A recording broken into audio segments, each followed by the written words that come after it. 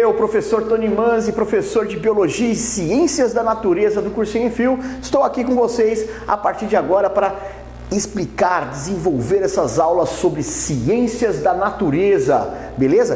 Para a gente detonar juntos no Enem. Vamos lá, galera! Olá, pessoal! Eu, professor Tony Manzi, estou de volta. Mais uma liçãozinha, mais uma aula de Ciências da Natureza, competência 4. E agora nós vamos dar continuidade, inclusive, ao que eu estava falando na aula anterior. Esta aula chama-se Fisiologia Humana, só que a 2. Nós já comentamos na aula passada sistema digestório, sistema respiratório, circulatório, excretor, nervoso e endócrino. Nós estamos na finalização da nossa fisiologia humana. E aqui nós vamos dar ênfase a revestimento, locomoção, alguns tecidos importantes. Vamos falar também de sistema reprodutor, falando principalmente aí da atuação dos hormônios na reprodução humana e tecidos conjuntivos especiais. E aí, claro, nós vamos falar de um deles que é muito importante, que é o tecido hematopoético, não é isso? E aí nós vamos falar também de exame de sangue para finalizar, porque é algo que cai muito na prova do Enem. Todo ano tem uma questãozinha aí, com que a gente chama particularmente de hemograma, né? E aí nós vamos discutir um pouquinho sobre isso. Bom, vamos começar então com revestimento e locomoção. Tecido de revestimento, a gente pode apelidar ele, dar um nome mais simples, de epitélio. Então, falou epitélio, você está falando de tecido de revestimento. Pode ser revestimento externo, como a nossa epiderme, pode ser um tecido de revestimento interno, beleza? Bom, existe na verdade algumas características relacionadas a esse tecido epitelial. O tecido epitelial tem características que as células são todas justapostas, todas aglomeradinhas e aderidas, elas têm um sistema de adesão para ficarem coladinhas, beleza? São células que têm pouco líquido dentro das células. Você fala, nossa, Tony, por quê? Pouco líquido intercelular, como o pessoal fala, para justamente ter as funções principais, que é a absorção, secreção, liberação. Então, acontece a passagem de muitas substâncias. Se tiver muito líquido, fica difícil para passar tudo. Então, é ideal que tenha pouco líquido para passar facilmente as substâncias, beleza? Outra característica desse tecido de revestimento é que ele não é muito vascular, não tem vascularização e não tem inervação, beleza? Então os tecidos envoltos é que vão ajudá-lo, vão nutri-lo, por exemplo, tá bom? Bom, alguns epitélios de revestimento, importante, né? Um epitélio seria no caso a epiderme, que a gente já citou, que tem como característica o quê? A impermeabilidade, proteção, não é isso que o pessoal acaba lembrando? A gente pode lembrar também do epitélio mucociliar, que na verdade eu até citei na aula passada no sistema respiratório, porque o ar vibra, não é isso? E aí bate no muco, o batimento ciliar empurra, não é isso? Até você engolir. É a função de proteção, evitar que as partículas de poeira cheias de bactérias venham trazer alguma doença para você. Já no caso, outro tecido epitelial importante é o alveolar, por incrível que pareça, os alvéolos pulmonares que fazem a troca gasosa, eles também são conhecidos como epitélio alveolar, justamente por essa função. A hematose, como um nome mais técnico, e o popular troca gasosa, tá? Bom, e existe um outro tecido aí, que é o endotélio, que é justamente a parede interna de artérias e veias, e tem também o epitélio glandular, que a gente até citou aí, é justamente a parede interna das glândulas que produz e até mesmo libera, secreta, né? O termo técnico é secretar, secreta substâncias, libera substâncias, beleza? Bom, agora, tecido de revestimento, a gente precisa lembrar também da nossa pele e lembrar de algumas funções da pele, beleza? Como por exemplo, a pele, todo mundo fala, pô, pele, proteção, verdade. A gente pode lembrar, por exemplo, que a pele, pelo fato de ser uma barreira, ter essa proteína chamada queratina, a pele é como se fosse, na verdade, uma barreira, né? Uma parede contra agentes patogênicos. Evita aí que os vírus, bactérias, protozoários entrem com maior facilidade no organismo. Então, é um bloqueador, beleza? Também não podemos esquecer da função de evita, né, amortece contra choques traumáticos, uma pancada, na verdade por causa da gordura, né? A gordura acaba amortecendo esse impacto, vamos dizer assim. E também não podemos esquecer da proteção contra os raios ultravioletas nocivos do sol, não é isso? Que aí é importante lembrar a outra proteína importante da pele, que é a melanina, que vai fazer justamente essa proteção, beleza? Então uma pessoa que você fala assim, a pessoa é albina, então significa que ela não apresenta justamente essa melanina, então não tem essa proteção contra os raios ultravioletas nocivos do sol, beleza? Mas é engraçado, porque olha só, eu falei de proteção contra agentes patogênicos, contra os choques traumáticos, uma pancada, e contra os raios ultravioletas do sol. Mas aí vira e mexe, você escuta alguém falar assim, o médico falou para o idoso ali tomar banho de sol, para aquela criança aí tomar um banho de sol no parque. Porra, o sol é importante, mas você falou, Tony, de proteção contra os raios ultravioletas do sol? É estranho isso, né? Na verdade, por isso que a gente fala, né, que tem um período do sol bom, não é isso? Então, das 7 às 10 da manhã é o sol bom, junto com o sol do final da tarde, não é isso?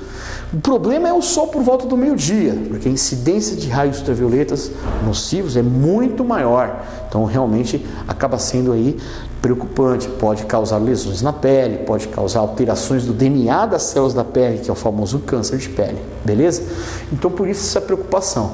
Agora, nos períodos aí de pontas, né? O sol do comecinho da manhã e o sol do final da tarde, é o sol bom, é o sol que na verdade não tem tanta incidência de raios ultravioletas, mas aqueles ultravioletas que chegam são os bons, é aquele que vai ativar a sua vitamina D. Você fala, opa, peraí, Tony, como assim ativar?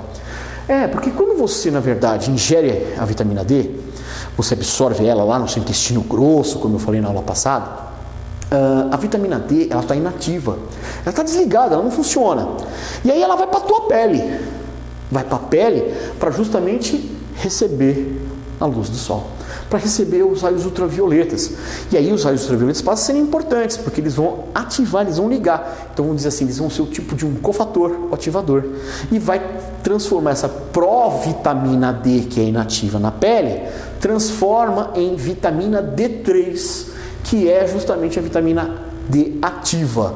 É a vitamina D que agora vai sair da sua pele, porque ela está energizada, está fortona, vai lá pegar o cálcio do intestino, que está sendo absorvido, e vai colar nos seus ossos, beleza? Então essa vitamina D boa, ela precisa na verdade primeiro tomar um banho de sol para ficar energizada, beleza? E poder executar suas funções. Tranquilo, galera? Então você vê que o sol é importante sim. Agora, claro, tem outras funções também relacionadas à pele. Eu falei que o choque traumático é amortecido pela gordura. Eu quase me sinto um super-herói, galera. Eu quase me sinto um super-herói.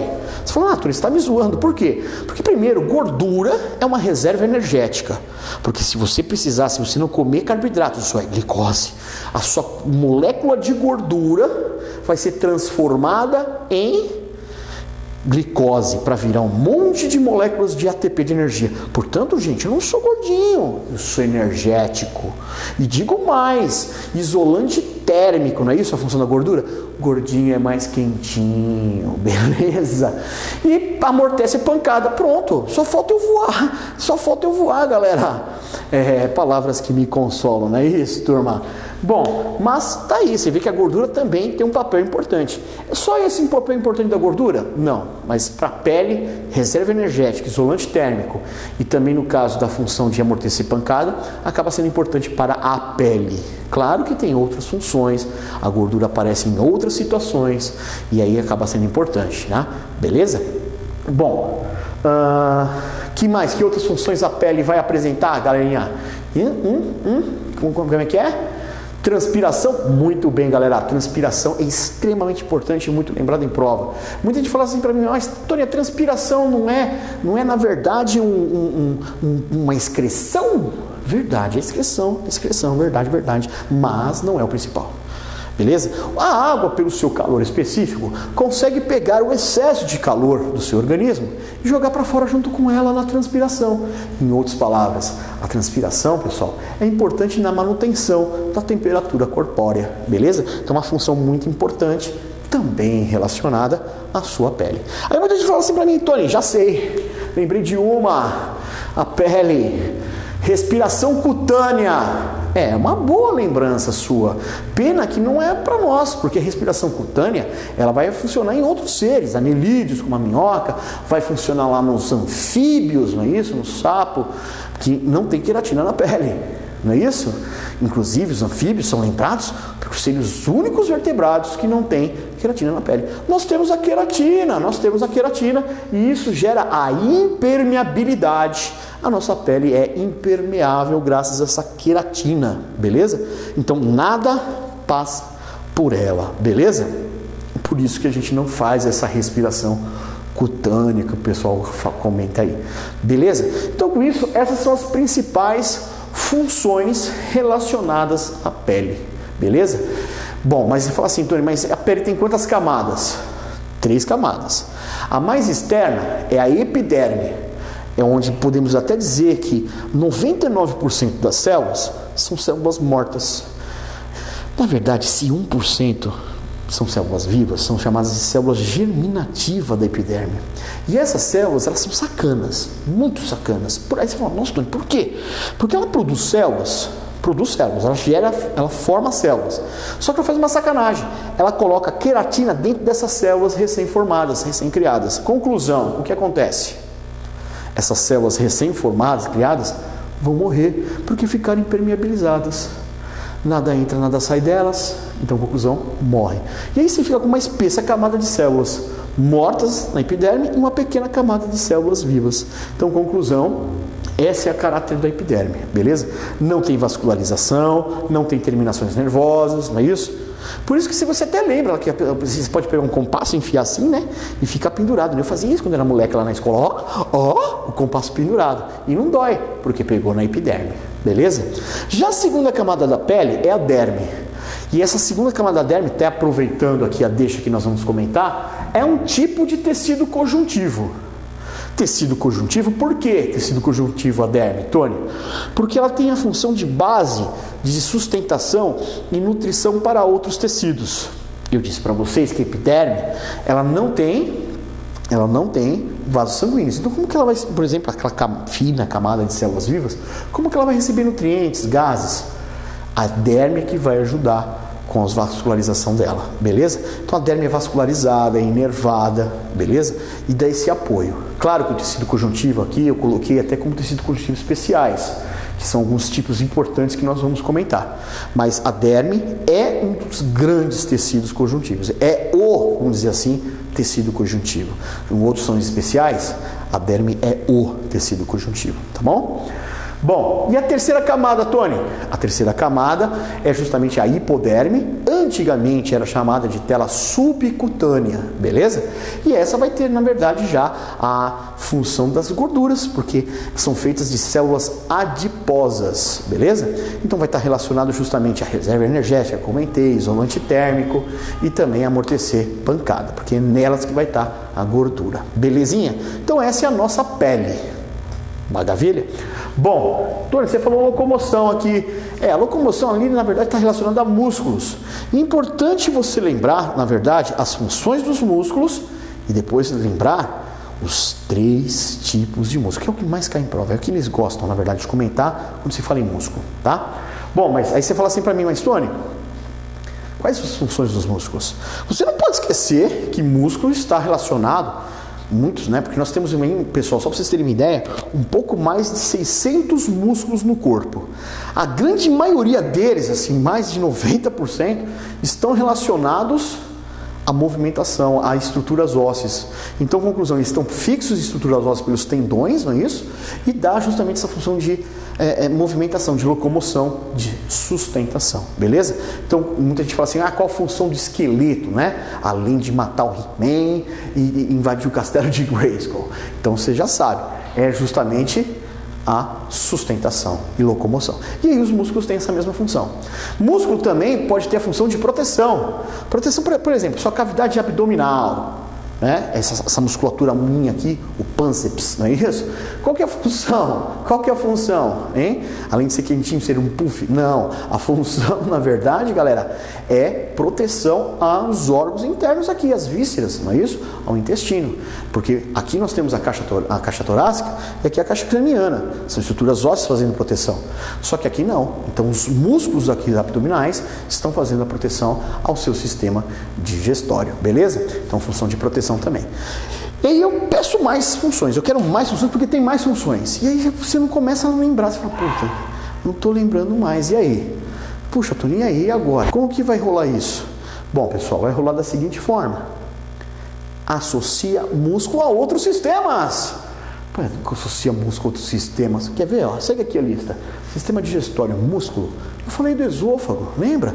Tecido muscular, tubo muscular, que vai fazer o quê? Movimentos peristálticos, que vai conduzir o alimento em direção ao estômago. O próprio estômago também faz movimentos peristálticos, beleza?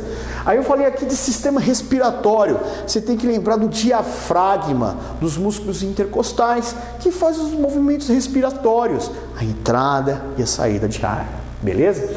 Eu falei de circulatório, você não pode esquecer. Em circulatório, quem? O coração, não é isso? É um órgão muscular, faz bombeamento do sangue, beleza? Eu não posso esquecer até dos músculos que estão nas minhas pernas que ajudam no retorno venoso. O fato de eu estar de pé, andando, correndo, o que vai acontecer? Contrai a musculatura e comprime as veias. E isso é bom, porque a veia com isso ganha um pouco mais de pressão para empurrar o sangue, para ele subir e retornar para o teu coração, beleza? Então acaba sendo de grande importância esses músculos aí, beleza? E o último, muito pouca gente lembra, é em relação a tremor. Ué, Tony, o que é o problema do tremor? Você está tremendo ali. Qual o problema? Você está no frio. Com frio você treme, não é isso? Você treme no frio. Por quê? Pessoal, quando você tem contração, você quebra ATP. Quando você quebra a molécula de ATP, acontece a liberação de calor. Então o tremor, na verdade, ele é uma coisa que o seu organismo solicita para justamente manter a temperatura estável, para que a temperatura não caia. Então esse tremor são várias contrações, quebra várias moléculas de ATP e consequentemente gera calor, que aí mantém o seu corpo na temperatura equilibrada e estável. Beleza? Então é uma função importante. Tranquilo em relação às funções? Aí você fala, Tony, beleza, e os tipos de músculo? 3. Primeiro é o músculo liso, beleza? Isso porque a célula ela é lisa, ela não tem estrias. Depois a gente vai até explicar, tá? Isso significa também que a contração ela é fraca, a contração ela é lenta e ela é involuntária, você não controla. Aí você fala assim, mas Tony, onde que eu encontro esse tipo de músculo? Órgãos e vísceras. Por isso que você tem sempre que lembrar dos movimentos peristálticos, beleza? O músculo liso está envolvido a isso. O segundo músculo é estriado, porque eu tenho a célula, mas ela tem várias estrias, ela é como se fosse dividida em compartimentos, várias partes. E aí vai ter justamente a função de ter uma contração mais rápida. Então a célula não vai se contrair por inteira, cada compartimento vai contraindo, e isso é importante, por quê? Dá uma contração forte, rápida, beleza? No caso do músculo estriado, ele está totalmente envolvido, vamos dizer assim, no sistema músculo-esquelético. Então, conclusão, está relacionado com locomoção. Então, ele é totalmente voluntário, beleza? Você vai controlar ele. Já o músculo estriado cardíaco, a gente até comentou. O músculo estriado cardíaco, popularmente conhecido como miocárdio. Mas ele também é estriado, olha o nome, estriado. Mas ele é ramificado, ele tem um elo de ligação com outras células. Isso é bom também. O músculo cansa menos. E é bom, porque o coração não pode cansar. Porque se cansar, ele para. Então essa é uma característica. Ramificado para diminuir justamente a possibilidade de ter um cansaço aí. Beleza? Mas estriado.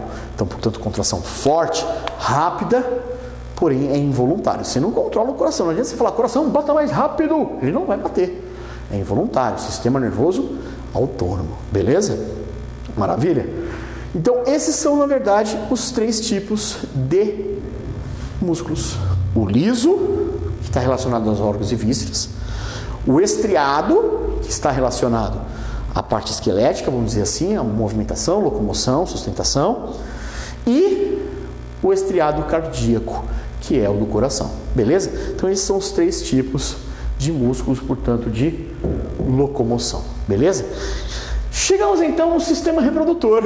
Lembrar que no sistema reprodutor é importante porque são glândulas também ali, não são glândulas? São as famosas glândulas mistas, não é isso? É o testículo e o ovário. Você fala, glândula mista? Testículo, ovário, glândula mista? Sim, pessoal, quando você fala, na verdade, testículo e ovário como glândulas mistas, é porque a parte endócrina são os hormônios, testosterona, estrógeno, progesterona, mas você também não pode esquecer, por exemplo, da produção de gametas. Testículo produz espermatozoides. Os óvulos são produzidos pelos ovários, não é isso? Então essa é a parte, os gametas é a parte, vamos dizer assim, exócrina. Por isso que a gente fala que é uma glândula mista, beleza?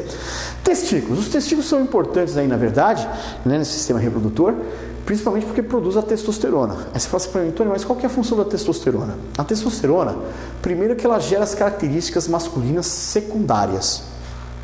Características masculinas secundárias. Espera aí, Antônio, qual que é a primária? A primária é o próprio órgão sexual. Então, o pênis, a bolsa escrotal, o testículo, a próstata. Então, tudo isso já é, na verdade, o primário, beleza? Então, também posso dizer que o feminino primário vai ser quem? Vagina, colo do útero, trompas e os ovários, beleza? Bom, e o segundo, você falou então que testosterona, hormônio sexual masculino, tem função de características secundárias, masculinas secundárias. Quais seriam essas? A voz mais grossa, não é isso? Mais rouca. Outra característica, mamas não desenvolvidas, beleza? Que mais? Que outras características? Grandes quantidades de pelos ao longo do corpo, musculatura mais densa, que dá também um pouco mais de potência muscular, por isso que realmente o homem, em termos esportivos, realmente os tempos são diferentes, né? O homem é mais veloz, é mais forte, vamos dizer assim, mas por causa realmente desse hormônio dando uma maior potência no músculo, beleza? Consequentemente, eu já posso falar que qual seria as secundárias femininas? É o inverso, né? A voz é mais fina, mais bonita, não é isso, mulherada? Já tem o desenvolvimento de mamas, já vai ter a musculatura menos densa, o que dá também as curvaturas femininas, poucos pelos ao longo do corpo. E uma outra diferença é a estrutura da pelve, né, do nosso quadril. O quadril do homem ele é mais fechado e da mulher ele é mais aberto. Isso porque vai passar a criança no meio, né, numa gestação, a criança passa no meio da estrutura. Então tem essa necessidade, beleza? Bom, mas a testosterona também pode estimular o quê? A produção dos espermatozoides, beleza? Então, na verdade, os espermatozoides vão ser gerados justamente no seu testículo, não é isso, garotada? E aí, no caso, vai acontecer o quê? Pela essa produção, começa por volta lá dos 12, 13 anos de idade, né? Quando atinge a puberdade. E vai produzir para o resto da vida, não é isso? Um processo que a gente chama de espermatogênese, não é isso? Que, claro, tem um processo de meiose envolvido, porque a meiose é importante para a produção de gametas, não é isso? Por quê? Porque vai ter a redução dos cromossomos. Nós temos 46 cromossomos e os gametas vão ter 23, a metade, belezinha? Bom, e na parte feminina?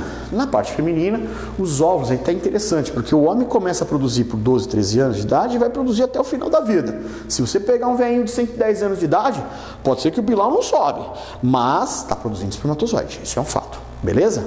Agora, mulheres não, as mulheres são diferentes. A mulher começa a produzir os óvulos, olha só que interessante, quando você menina, você mulher, estava lá na barriguinha de sua mamãe, por volta do 4º mês de gestação, você, dentro da barriga da mamãe, começou com seus pequeninos ovários a produzir óvulos, beleza? Só que vocês, processo, vamos dizer assim, processo de produção desse tamanho, vocês faziam isso daqui, vocês praticamente paravam quase que próximo da metade, beleza? Então vocês iam até uma parte da produção, na verdade, eu digo até para vocês iam até a metade da meiose, beleza? E aí parava ali. Por quanto tempo você ficou produzindo esses ovos? Do 4º mês gestacional, aí você nasceu, continuou produzindo. Até atingir por volta ali de uns 5, 6 meses de idade, vocês mulheres vão fazendo esse processo. Com 6 meses de idade praticamente já para esse processo. Peraí, Túlio, como assim para? E sim, para. Então, vamos dizer assim, você não vai fazer mais. Pelo menos essa parte inicial você não vai fazer mais. Então por isso que a gente diz que uma criança já com 1 ano de idade, uma menina de 1 ano de idade, a gente diz que ela tem os seus ovários em torno de 400 a 450 óvulos, beleza? Que quando atingir a puberdade, o que vai acontecer? Começa a menstruação, não é isso? Atingindo a puberdade, em cada mês, praticamente, né? Cada ciclo menstrual, a mulher vai pegar um óvulo daquele e vai fazer a maturação. Isso é, vai pegar aquele, vamos dizer assim, pseudo-óvulo, que a gente chama de ovócito, na verdade, vai, na verdade, com a ação hormonal, fazer esse ovócito realmente se transformar em óvulo, beleza? E aí você vai liberar no meio do seu ciclo menstrual na ovulação, beleza? Então, cada ciclo menstrual libera um óvulo daqueles 400, 450. Então, podemos dizer, mulherada, olha só que notícia interessante, que legal, que vocês vão sorrir bastante. Vocês, mulheres, vão ter em torno de 400 a 450 menstruações. 400, 450 TPM. Olha que maravilha.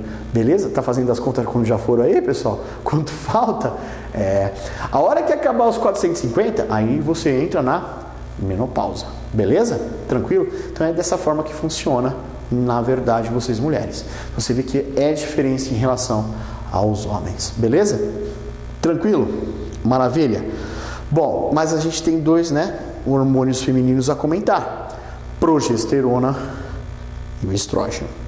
Você se lembra que no sistema endócrino eu falei do FSH e que ele era importante porque ele estimulava a formação do óvulo, lembra? Falei também do LH, que era a ovulação. Vamos juntar tudo agora. Quando você, mulher, começa o ciclo menstrual, aí você fala assim para mim, mas Tony, quando começa o ciclo menstrual? O ciclo menstrual, pessoal, ele começa quando começa, na verdade, a menstruação. Então a menstruação, na verdade, é fim de um ciclo, começo de um novo, beleza?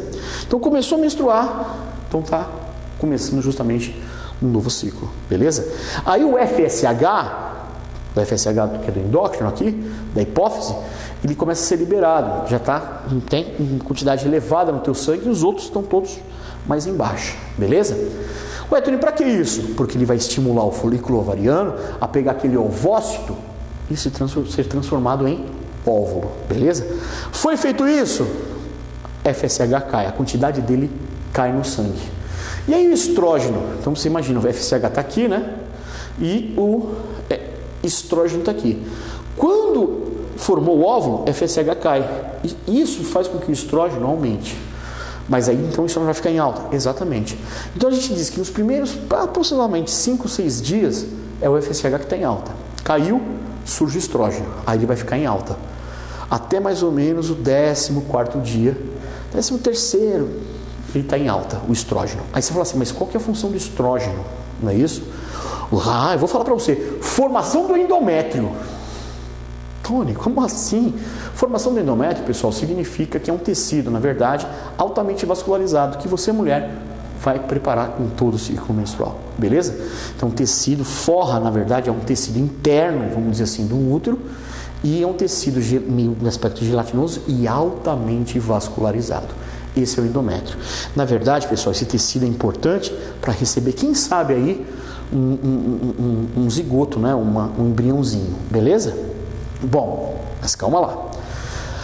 Formou endométrio, por volta do 13º para o 14º dia, o estrógeno começa a cair e aí surge o LH. O LH ele só sobe, atinge o ponto mais alto e cai. Quando ele sobe e atinge o ponto mais alto, 14º dia do ciclo menstrual, ele já vai cair. Só que quando ele chega lá no ponto mais alto, ele faz com que aquele óvulo que foi preparado por o FSH no ovário, que este óvulo saia do ovário e comece uma jornada ao longo da troponterina até chegar na metade do útero. Esta caminhada, essa jornada, ela leva mais 14 dias, beleza? 14 dias de caminhada, beleza? Tranquilo? Por isso que eu falei, ele sobe, ovulou, ele cai. No que ele cai, a progesterona se levanta, a progesterona vai ficar agora em alta o ciclo todo, praticamente até o final do ciclo, mais 14 dias para totalizar 28 dias, e ela vai ficar em alta ali. Aí você fala, mas o que a progesterona faz? A progesterona, pessoal, ela é um hormônio, vamos dizer assim, que ela vai preparar o campo, na verdade, para que aconteça justamente a fixação do embrião, beleza? Então, se ocorreu fecundação, vamos ser claros, se ocorreu fecundação, o que vai acontecer? A progesterona, na verdade, vai fixar este embrião no endométrio, beleza? No ponto da fixação, progesterona estimula a formação da placenta, beleza? Tranquilo? Bom, isso, Tony, se engravidou, não é isso? Verdade. E se não engravidou? Se não engravidou, não haverá a fixação, não é isso? Então, se não engravidou, uns 2 dias antes de finalizar o ciclo, vamos supor, um ciclo, estou falando de um ciclo de 28 dias. Então, por volta do 26º dia, a progesterona cai. E não é que ela cai, ela despenca, beleza? E esse despencar é importante, porque vai fazer microcontrações uterinas para descolar aquele endométrio. E aí isso leva mais ou menos uns 2 dias, e a mulherada chama isso do quê? De TPM, tendência para matar.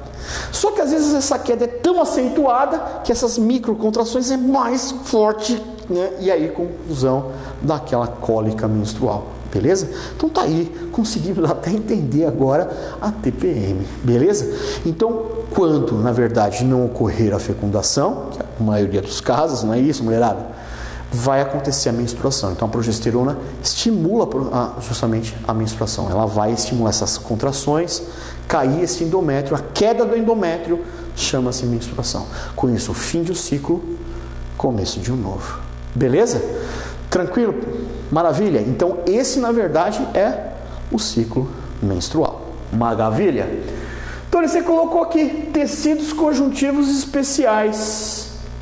É verdade, é importante.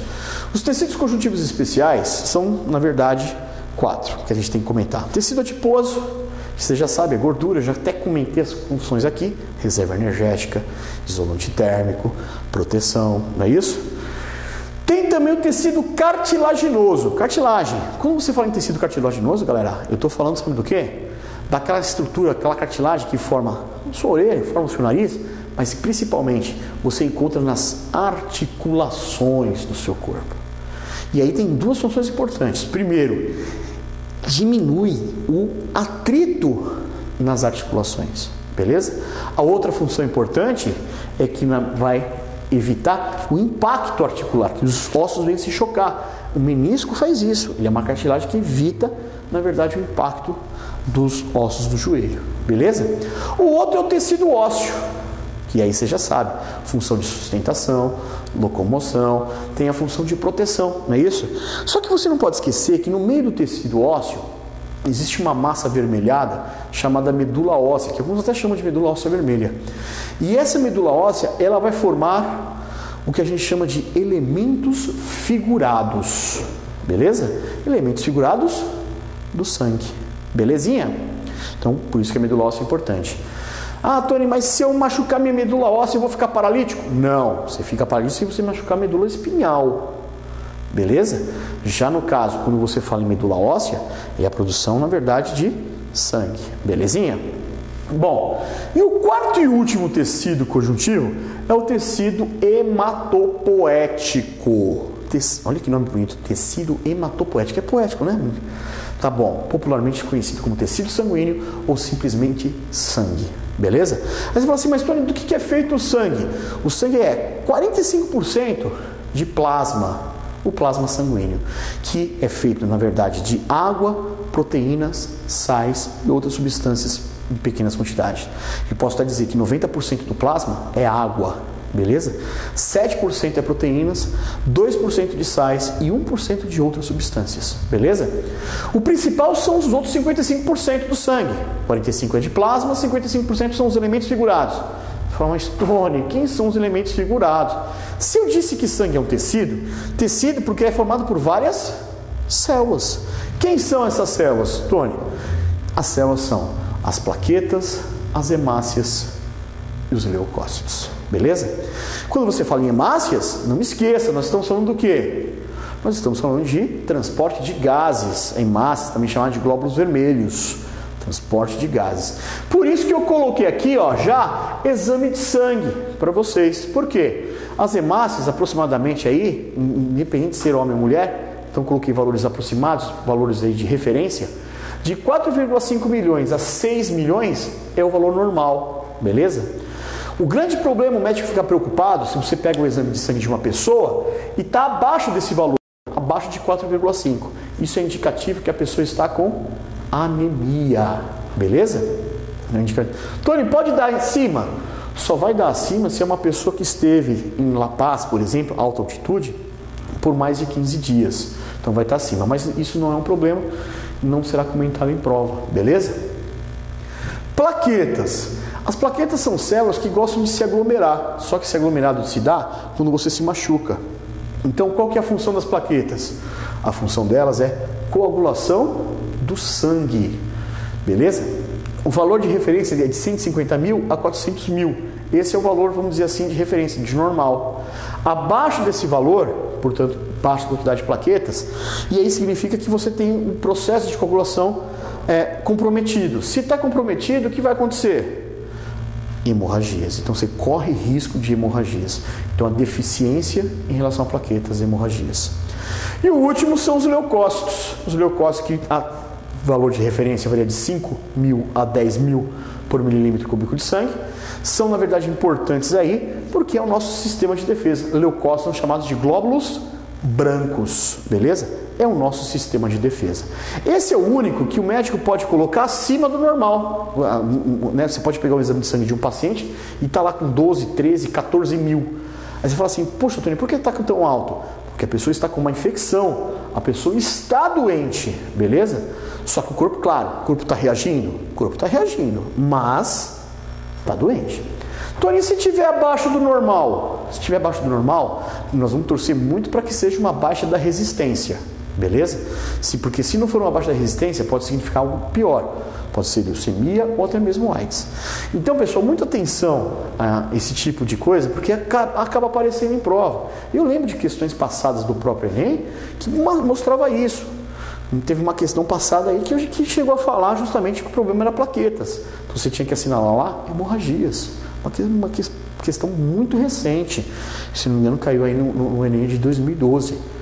Beleza? Muito recente. Lembro também, de 2009, caiu uma tabela dessa, só que aí o problema era hemácias. Então sempre veja, compare, analise, lê com atenção, lê com muita atenção.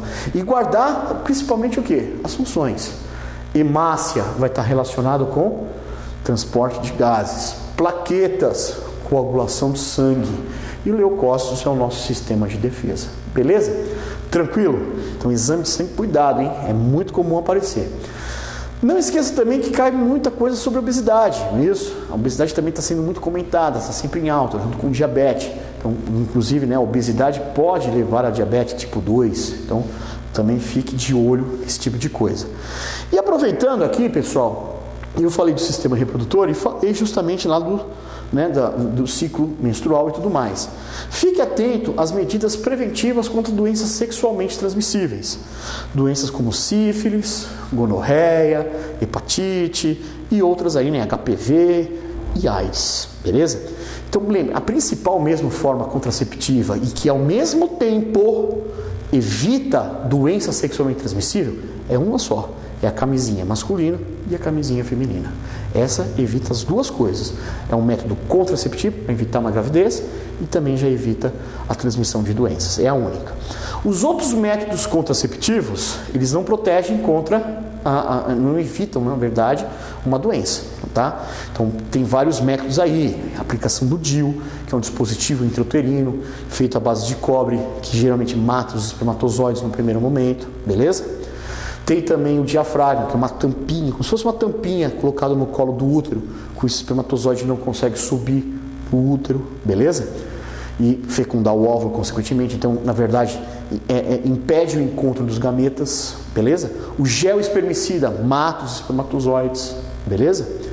E existem outros métodos também, né? Que o pessoal geralmente acaba comentando, são métodos que não é muito utilizado, que é o método da temperatura vaginal, E aí você percebe que quando aumenta meio grau Celsius é indicativo que a mulher está no período de fertilidade. Tem que tomar muito cuidado, né? A temperatura muda muito facilmente, às vezes você está com uma infecção, mudou a temperatura, então não é parâmetro, beleza? Tem também da mucosidade vaginal. Se a mucosidade vaginal estiver bem pegajosa, bem colante, é indicativo que está no período fértil. Não é toda mulher que consegue, na verdade, ter esse tipo de sensibilidade. E a outra é a tabelinha, não é isso? E a tabelinha já é um problema que o pessoal geralmente já faz a conta errada e ela não é confiável, porque você está tentando prever, na verdade, quando que a mulher vai menstruar. Então é muito, muito arriscado. Beleza? O que você não pode esquecer é o seguinte, vamos supor, o ciclo é de 32 dias de uma mulher. A grande pergunta que se pode fazer é, que dia que essa mulher vai ovular?